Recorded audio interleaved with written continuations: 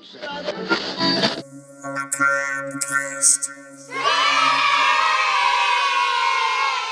on the loose and he's dancing with the mummy. Deep from the bowels of the Macabre Theater Laboratory, we bring you Macabre Cast. There is nothing wrong with your streaming service. You are exactly where you should be, where the slush puppy machine is always on and cold. Your favorite horror mag is on the rack, discreetly displayed between Women's Wear Daily and Cosmopolitan. I'm your host, Dark Mark, along with my mold-riddled counterpart, Karis, the Little Mummy, here to bring you the latest episode of Macabre Cast, where we'll be dropping ours where they belong and adding them where they don't. Yeah! Newbies welcome, regulars welcome back, and worshippers, get out of here. This is a safe space for those who grew up in the 70s and 80s after seeing The Shining thought, so I guess all dads are like that. If you haven't already, subscribe or follow the show on Spotify, YouTube, Apple Podcasts, or TikTok. Tell a friend to do the same, even that guy who said he'd call you back but never did. Well, maybe not that guy. If you wish to interact with fellow Monster Kids or the Drac Pack Elite, follow the Facebook page, Macabre Theater. It's there where you can send me a voice message through Messenger and participate in the show. A link can be found in the description of this episode. Macabre Cast in all its infinite glory begins now. 5, 4, 3, 2, 1, 0. Dorro il cast macabro.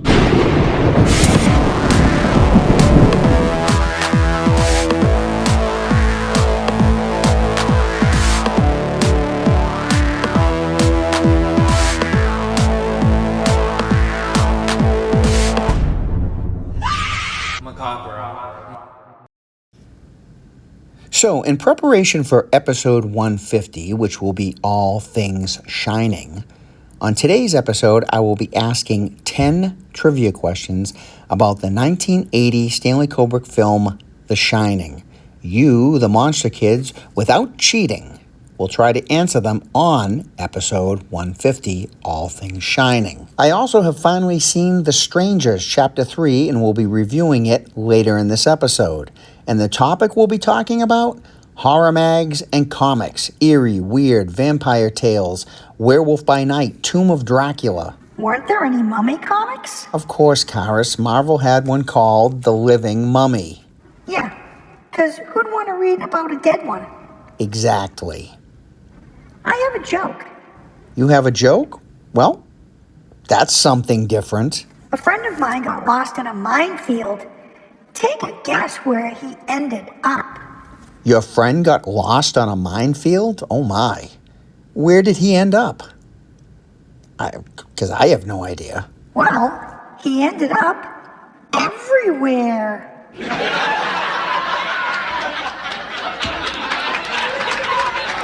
And on that gruesome note, it's time for horror news.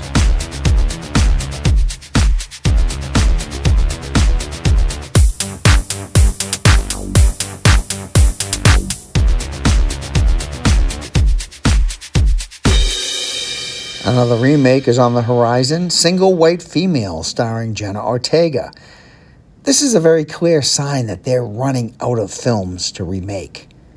Slash of the popular rock band Guns N' Roses will be producing a vampire movie called Sundown, directed by longtime Fangoria writer and independent filmmaker Rebecca McKendry, and starring Summer H. Howell, who also portrays the new Carrie in Mike Flanagan's upcoming series, Carrie.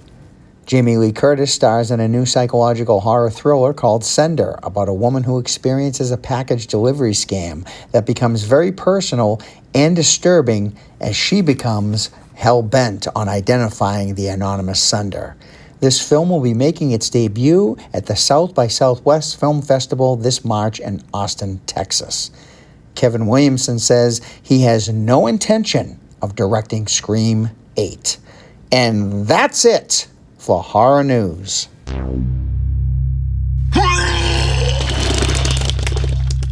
And Draven agrees. Draven the blood-vomiting bat. Children of the night, what messes they make. So I'm speaking right now to the Stephen King fans. Have you read 11/22/63? Because that's probably one of my favorite King novels ever. Released in 2011 about an English teacher, Jake Epping, who is introduced to a time portal in the back room of a diner. And when you step into it, you are transported back in time to 1958, 5 years before John F. Kennedy is to be assassinated. The person who introduced him to the portal recruits Jake, so to speak, into a mission to stop the assassination. This book is filled with suspense, romance, and a touch of science fiction. I implore you to read it. But if you feel like you don't have the time, Netflix is showing the 2016 miniseries of the same name, starring James Franco, and it's fantastic. 8 episodes in all, and completely worth it. Check it out. You are listening to Dark Mark's Macabre Cast, episode 149. So I finally took in The Strangers Chapter 3. The newly rebooted franchise planned trilogy is finally complete. We left off in Chapter 2 with one of the longest chase scenes ever. Chapter 2 from start to finish was one long chase. And as I've said before, I thoroughly enjoyed the mindlessness of it. As stated, the less we get of the killers, the better. But these last 2 films were just compelled to fill those voids. Chapter 3 even more than Chapter 2. I did state when I saw Chapter 2 that I was curious after seeing what our killers did as children, what their lives would be like. And they did answer that. We spend so much time in Chapter 3 with the killers unmasked that any fear or uneasiness that they provided was gone. Many times I found myself shouting at the final girl to do this or to do that. And she would eventually, but she took so long to do so. So, I don't know. Bad writing? Just typical Hollywood? Anyway, I enjoyed this film. Its only downfall, again, is too much backstory. There really wasn't 3 films of material here. And if I had to pick one of the 3 I liked best, it would probably be the mindless middle entry. Be a completist and finish the story. See Chapter 3 if you've already seen the first 2. I wouldn't pay for it. Wait for it to come on TV. But, as I've said before, if I'm going to introduce somebody new to The Strangers, it will always be the classic original from 2008, where less was more. There was always only enough for just one film, and that one was the best. I give The Strangers Chapter 3 2.5 stars. Horror chap Matt knows all about monsters. He said they were coming to get me tonight.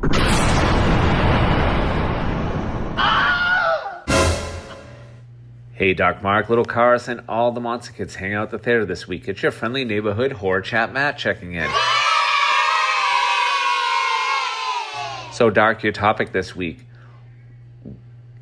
Wondering if we were into horror comics and mags as a kid. Well, let me tell you this.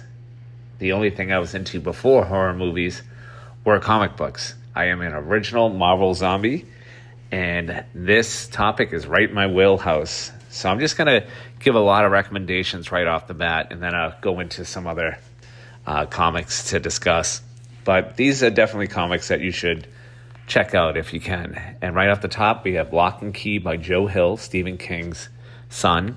30 Days of Night, which has been turned into a movie, but was originally an awesome, I think it was a 3-issue limited series back in the day. American Vampire. The Walking Dead, which I'm pretty sure everybody's familiar with. Nailbiter, which is a serial killer series that lasted about 30 issues, I believe. This one's currently still going on. It's called Something is Killing the Children. I'm not going to go into a description on all of these. There's just too many. So I'm just going to start rattling them off here. From DC Comics, you have Hellblazer, Swamp Thing, Preacher. On the Marvel side of things, the original monster, the Hulk. Why most people don't consider him a horror character. Excuse me. The Hulk's always been about body humor, horror. And within the last 5 to 6 years, they have really turned into a super, super graphically violent body humor and horror comic, and it's been great. Then you have the original line of Marvel horror comics, Tomb of Dracula, Werewolf by Night, Frankenstein, Ghost Rider, Blade. The original Marvel Zombie Limited series was kind of fun, but of course they ran that into the ground. The first one is worth checking out, and that's basically a story about a zombie virus breaking out in the Marvel universe and the heroes turn into zombies. And then a comic that's not really horror, but did have a lot of horrific endings for some of your favorite heroes. In the 70s, it was What If, and then in the late 80s and 90s, they brought back the series. And basically, it would tell alternate stories from the classic storylines that we've already heard. And like I said, a lot of these stories did not turn out well for our heroes. Image Comics right now is really killing it dark, and you like these. They've been bringing back the classic Universal monsters over the last couple of years. Some of them are reimaginings. Some of them are just straight up adaptations with beautiful art. But so far, they've done Dracula, Frankenstein, Creature from the Black Lagoon, which is my favorite of the bunch. That's a modern day story and would make an excellent movie. And The Invisible Man, and right now, currently, they're doing Phantom of the Opera. There's another ongoing series, which is kind of like a Twilight Zone type of comic, and it's called Hyde Street. Basically, these characters are trapped on Hyde Street, like Mr. Hyde, and they have to collect so many souls and trap so many souls on Hyde Street to get their release. The main series has been really good, and there's been a couple of little spin-off limited series that have also been fun. And then the granddaddy of them all, EC Comics is back. EC Comics was the original horror mag and comics line that came under fire from, especially in the 1950s, from Frederick Wertham's ridiculous book, Seduction of the Innocent, where basically all of society's problems were being blamed on comic books. And to get ahead of that, the comic book companies decided to form a group called the Comics Code Authority, which basically put limitations on what could and couldn't be shown in comic books. So a lot of these crazy, awesome, old school horror comics just kind of went out of business because that was their whole model. Some of them were a little bit out there with the stuff that they were showing, but I'm not a fan of censorship of any kind. I don't think the government or anybody else should be telling you what you can listen to or watch or read. I think that's the job of parents. Doesn't mean this stuff should be out and about everywhere, but what you do in the privacy of your own home is your business as far as I'm concerned. The Comics Code of Authority, basically, like I said, they got in front of the sentiment in the government and communities of, okay, well, before you guys start censoring us, we will censor ourselves. And that did tend to work, but they couldn't show politicians being dirty or, more importantly, for the criminals winning at the end of the day. But more importantly for us, they couldn't show things like vampires, ghouls, and werewolves. In the 1970s, they did loosen the grip on this, and that's when Marvel broke out with all the Dracula, Werewolf by Night, and Frankenstein. But they were still not allowed to do zombies. And then in the early 2000s, they realized, Marvel Comics is one of the first that realized, hey, we don't need the Comics Code Authority stamp on our books anymore. We're really not even selling to kids anymore. So that's where we're at. And if you want to check out any of those titles I said, I do obviously recommend you go out and support your local comic book shop or your public library. There are places online that if you search long enough, you will find Davy Jones' Locker, if you get the pun. There are certain sites out there that you can use. and almost everything's out there. As always, Dark, make mine Macabrecast. Horror Chat, I knew this subject would be right in your wheelhouse, and I know you're a big horror comic fan, and just comic book fan in general, like myself. You currently read the Hulk? That's really cool if you do. I haven't really read anything of the Hulk in quite a long time. And I do have the, number ones of those, Image comics that came out, Creature from the Black Lagoon, Dracula, I have all those. And of course I collect Werewolf by Night, Tombs of Dracula, Frankenstein Unleashed. It was few and far between as I was a kid, because you barely get to get out or you missed issues, but over the years I've gone to comic book collections, and it's not so much the quality of the book. If I can find the numbers in there that are the issues that I'm missing, whether it be in the dollar bin or just a fair copy, I try to pick those up. But I'm also talking a lot about the magazines, and a lot of them were in the 70s and early 80s, creepy, eerie, weird vampire tales. These were like horror comic style magazines, very bloody, very gory.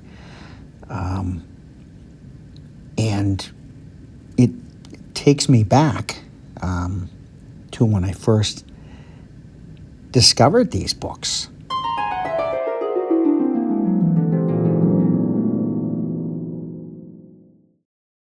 In a little suburban town in the late 1970s, at a small convenience store. Yo, kid, this isn't any library. If you want to read the magazines, you gotta buy 'em. I don't really have too much money. Go around back. You see those magazines with the covers ripped off? They're older issues. They're half price. Gee, thanks. And so right there, in the back corner of Town Grocery, was a small monster kid's discovery of famous monsters of filmland, weird vampire tales, creepy magazine, and so on. As always, thank you so much, Horror Chat, for participating every week. We look forward to hearing from you again real soon. You are listening to Dark Mark's Macabrecast, episode 149. Horror Trivia Challenge. Okay, let's get down to our Shining Trivia Quiz. Question number 1. In the interview scene, Stuart Ullman is interviewing Jack Torrance. He tells him about the tragedy in the winter of 1970. He mentions the caretaker back then and his wife and kids. Even though the audience is led to believe that the two children are twins, what are the ages of the girls Stuart Ullman tells Jack? Question number 2 of our Shining Quiz. When was the Overlook built? Question number 3 of our Shining Trivia Quiz. After Delbert Grady killed his family, how did he kill himself? Is this something you could share with the rest of us, Amazing Larry? Greetings, Dark Mark and Karis the Little Mummy. Scary Larry here, already looking at 2026 Halloween displays like the Service Merchandise Christmas catalog we had as a child. Hey Karis, question. Do evil hens give us deviled eggs?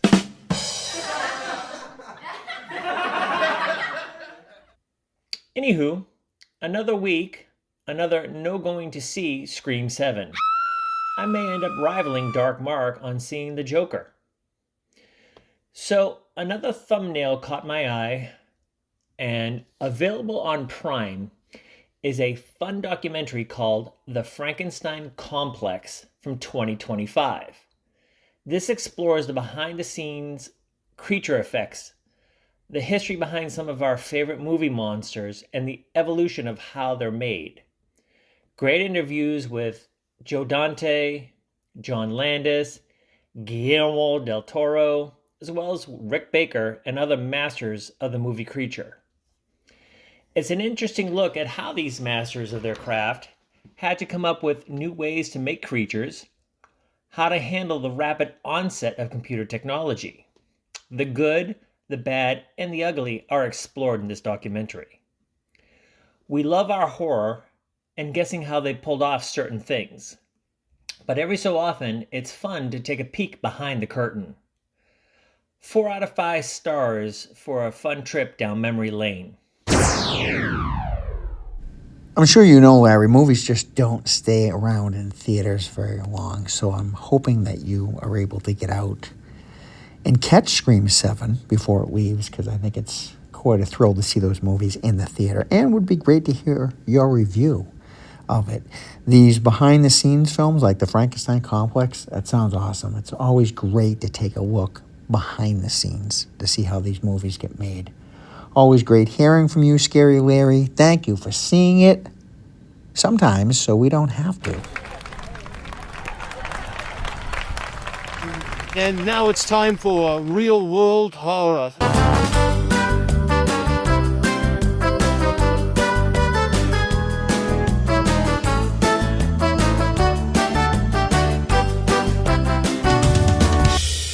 And now here's your host, Dark Mark.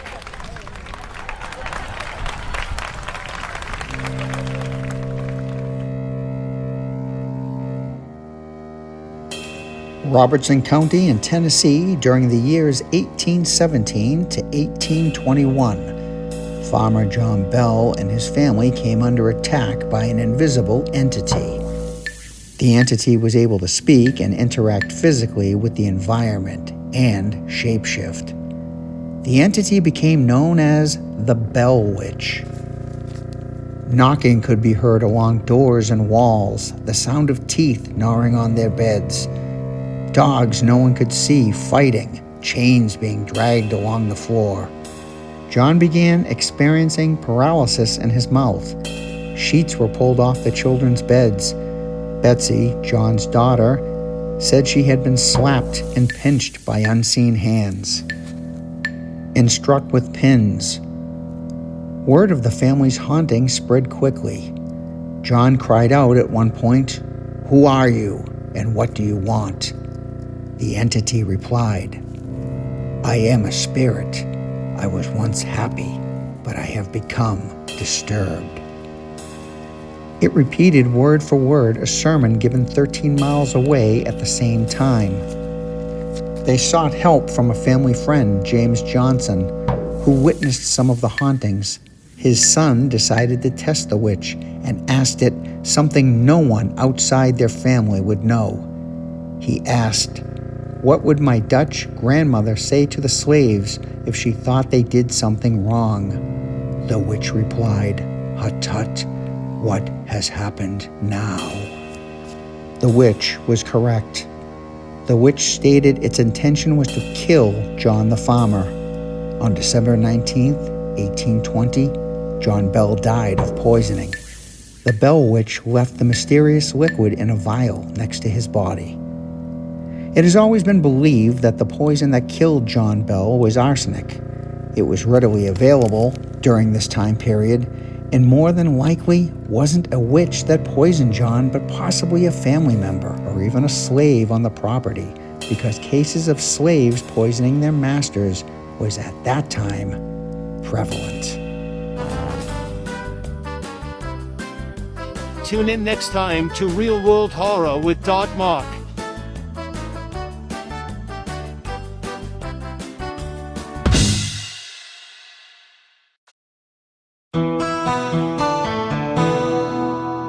You are listening to Dark Mark's Macabre Cast, episode 149. Horror Trivia Challenge. So, is there any particular reason why you make the trivia so gosh darn hard? Because, Karis, nothing in life is easy. And, I know they remove all the organs when they make mummies. Didn't they take your tongue as well? I'll pretend that I didn't hear that. Why pretend? I'm sure you couldn't hear, considering there's wrap covering your ears. Question number 4 of the Shining Trivia Quiz. How long does Jack say he's been sober? Question 5 of the Shining Trivia Quiz. Wendy is in the kitchen watching the news. What is the can she opens and pours into a giant bowl? Question number 6 of the Shining Trivia Quiz. When Danny runs into the ghostly vision of the 2 little girls, what do they say to him? Question number 7 of the Shining Trivia Quiz. How many people can the Gold Ballroom accommodate comfortably? We'll be back with more questions in our Shining Trivia Quiz. The following program is rated TV MALV. It contains strong language and violence. It is intended only for mature audiences. Metal Melody. Hello, Doc Mark, Karis the Little Mummy, and all the Macabre Cast fans listening. This is Metal Melody checking in for episode 149. So, Mark, regarding episode 148, I just wanted to say I agree with everything you said in your review of Scream 7. You couldn't have said it any better, word for word. It was definitely the best opening out of all of them, with the exception, of course, of the very first one with Drew Barrymore. I'll watch Scream 8 when it comes out, of course, but I can only imagine the killers. Yawn. I'm sure that'll be another letdown. Why should it be any different at that point, right? I also watched, I Saw What You Did the other day, and I haven't seen that in years, like probably since I was like a young teen. It definitely a good movie for sure. It was a good watch, but can I just say that I wanted to smack that little girl upside her head for letting Steve in the house? Like, what the hell? She invited him in like it was her Uncle Steve or somebody. I wanted to give her a little crack on the side of the head. Anyway, as for the topic for this episode, I couldn't read horror magazines when I was small because they would give me nightmares. So my mother wouldn't allow me, and she would only buy me things like Richie Rich, Scooby-Doo, and Casper, and things like that. When I got older, I just wasn't into magazines anymore and had a TV in my room, so there went the reading. I have seen the movie Undertone. I don't know if anybody has seen that advertised, but I'm just telling you, don't bother. It was a letdown. This probably could have been a better movie if they had more hauntings in it and it didn't have a dumb ending. It had the potential to be a good horror movie, but they effed it up. So anyway, the ending just kind of left you like, what in the paranormal just happened? And I hate when endings end like that. So yeah, don't even bother. I also saw a movie called The Room. And this is about a married couple who go into this house, buy this home, and it has this locked door with like the special key. And you make wishes and the room just gives it to you. So you can like wish for $1 million and the room gives it to you. It wasn't a bad watch. Later on, they find the consequences of the wishing and stuff like that, as far as like what happens. I'm not going to say in case anybody watches it, but it was good all the way till close to the ending, and then it had to get really friggin' weird, where you had to guess like, what the hell, like what's going on, like. Yeah, I'm not even going to get into it because it was just weird and has you wondering, like, there's 2 of them, there's two of the wives, 2 of the husbands. You don't know which couple are the good ones, which 2 are the ones from the wish room. Whatever. If you can figure it out, that's cool. But I couldn't. I had to Google it so I understood how it ended. And now I understand. But like I said, it wasn't a bad watch if you have the extra time. I thought it was really interesting, all the things they wish for and what happens when they left the house and things like that. So yeah, that's all I got right now. I can't wait to hear episode 150 and see what kind of questions you have. Very excited to hear about that.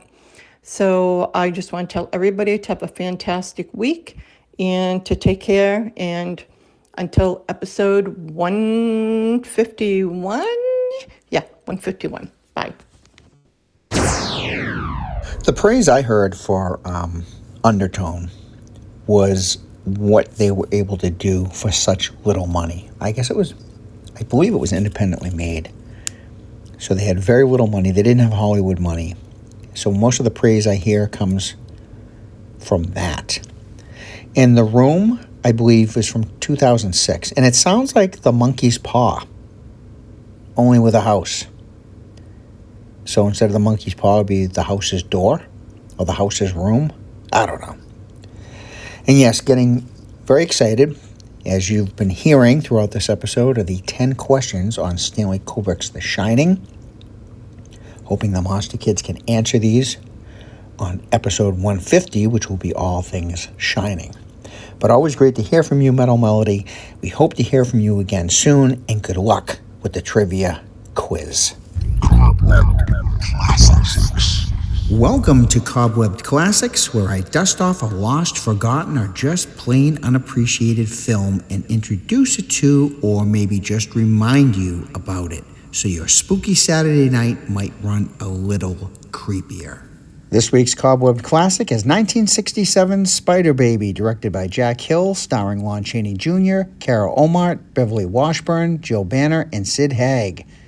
Inside a dilapidated mansion lives a family of inbreeds who suffer from a genetic disorder that causes its victims to enter a state of age regression and continues throughout the remainder of the person's life, leaving them with the intelligence of a child. The family chauffeur has been entrusted to care for the final generation. Distant, greedy family members show up to try and swipe the house out from under them. This was the Texas Chainsaw Massacre before the Chainsaw Massacre. It was filmed in 1964 but not released till 67 due to financial failings. Chaney was 58 at the time it was made, and although most of his films at this point in his life are nothing to write home about, his portrayal of the family's caretaker is impressive. The strange song at the opening of the film is sung by Lon Chaney himself. The original title was Cannibal Orgy, and it's said that the director Jack Hill wrote an unfilmed sequel called Vampire Orgy. Sid Haig was very sick during the filming of the climax with a fever of 103. This film was thought to be lost for years, but the director found an original negative in the 1990s and had it cleaned up and digitally transferred and marketed. Taglines for this gem are as follows. The most gruesome horror ever shown. Whatever happened to Spider Baby? So shocking, it will sliver your liver. 1967's Spider Baby is this week's Cobwebbed Classics. You are listening to Dark Marks Macabre Cast, episode 149. Horror Trivia Challenge. Question number 8 of the Shining Trivia Quiz. Jack tells Lloyd, the bartender, how much money he has in his wallet. How much does he tell him he has? Question number 9. In the film, what state is the Overlook Hotel located in? And our final question in our Shining Trivia Quiz. What room is Danny warned to stay out of? Bringing back the horror trivia quiz was a nice suggestion from Metal Melody, and I enjoy coming up with the questions. So remember, send me your answers or what you believe the answers to these questions be by 5 p.m. Eastern Standard Time, Thursday, March 26th.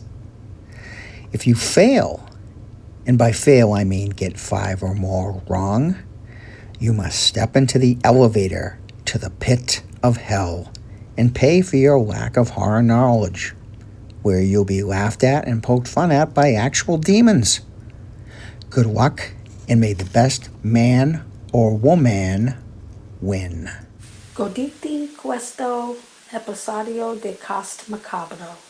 Thank you, Maria Monstalia, for telling our Italian friends to enjoy this episode of Macabrecast.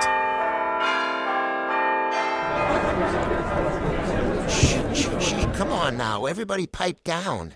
It's time for the final thought. You know, when a guy who watches monster movies is all of a sudden going to talk like some kind of philosopher.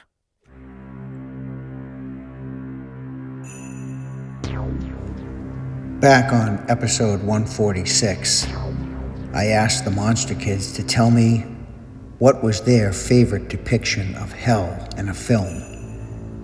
Coincidentally, I came across a true story of a Christian woman who died and came back. She believes she went to hell, and the description of hell was truly frightening and one for the movies. But that's not the part of the story that got my attention. It's what she found herself in the abyss for. Unforgiveness. The Bible defines unforgiveness as holding on to resentment. The refusal to forgive others inhibits one's own ability to receive forgiveness from God. Unforgiveness often stems from pride, betrayal, or the desire for control or vengeance, which contradicts the directive to love others. This final thought isn't to impose a belief in God, the devil, hell, or heaven.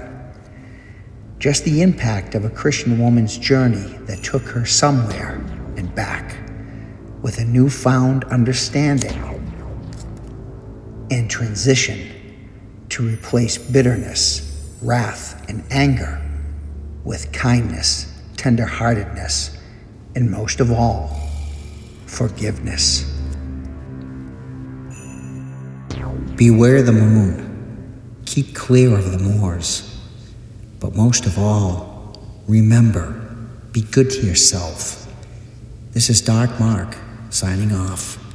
See you soon, I hope. This is a Macabre Theater production.